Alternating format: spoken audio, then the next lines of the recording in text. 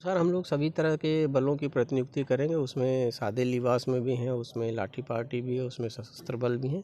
जिस तरह की जहां आवश्यकता है और परंपरागत रूप से जो जहां जिस तरह से बलों की प्रतिनियुक्ति होती रहे वो सारा हम लोग करेंगे। जो उपद्रवियों के लिए क्या कहेंगे सर? नहीं, हम लोगों ने लगभग जो है 17,000 लोगों के विरुद्ध जो है 107 की कार्रवाई की है, जो पूर्व में जिनका उपद्रव का इतिहास रहा है या पूर्व में किस तरह के मामलों में इन्वॉल्व रहे हैं।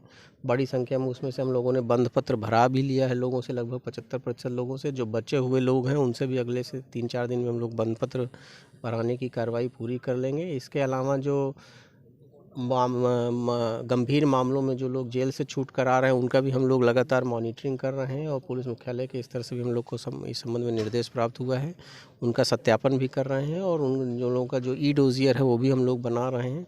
तो उन लोगों पर निगरानी रख रहे हैं जो हाल में ही जेल से छूट कर आए हैं, जो जिनका पुराना त्योहारों को डिस्टर्ब करने का इतिहास रहा है, उन लोगों पर भी हम लोग 107 की कार्रवाई कर रहे हैं। तो निश्चित रूप से हम लोगों को पूरा विश्वास है कि जो पूरे सारे पर्व और त्यौहार हैं उनको हम लोग अच्छे से मना लेंगे। और रावण वध का भी कार्यक्रम होगा।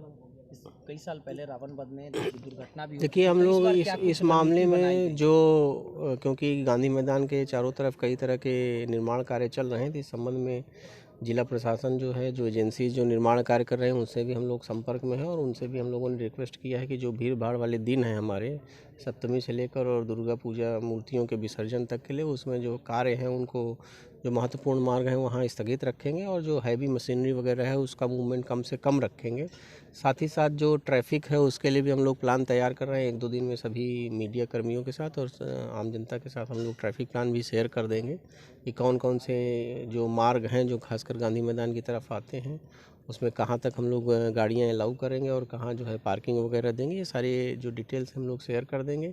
इसके अलावा अपराध नियंत्रण के दृष्टिकोण से भी सभी थाना अध्यक्षों को उनके थाना क्षेत्र को 3 भागों में बांटकर जो ज़्यादा संवेदनशील हैं, जहाँ ज़्यादा भीड़ भाड़ रहेगी त्यौहार के समय में, वहाँ पर स्थायी बलों की प्रतिनियुक्ति और उसके अलावा पैदल गश्ती और जो रूटीन पेट्रोलिंग है, इस तरह से 3 भागों में बांटकर अपराध नियंत्रण और भीड़ नियंत्रण की दृष्टि से उनको काम करने के लिए कहा गया। सभी थाना अध्यक्षों ने इस संबंध में अपनी योजना भी तैयार कर ली है।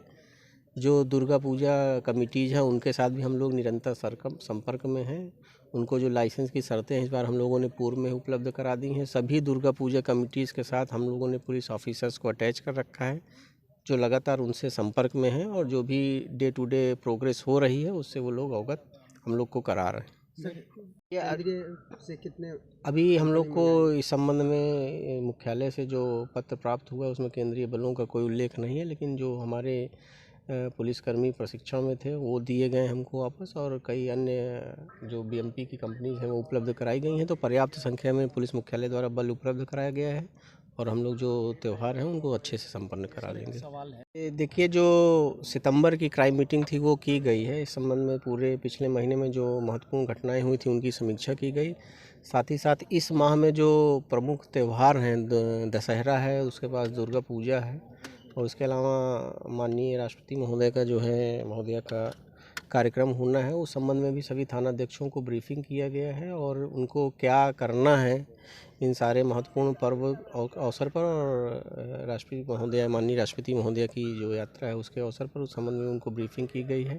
इसके अलावा जो लंबित मामले हैं पुराने, उनके निष्पादन की भी समीक्षा की गई। उसमें कई थानों में जो है अच्छा प्रदर्शन किया है, उनको जो है और उस प्रदर्शन को बनाए रखने के लिए कहा गया और कुछ थाने जिनका प्रदर्शन अच्छा नहीं था उनको अपने प्रदर्शन को सुधारने के लिए निर्देशित किया गया है। सर दुर्गा पूजा में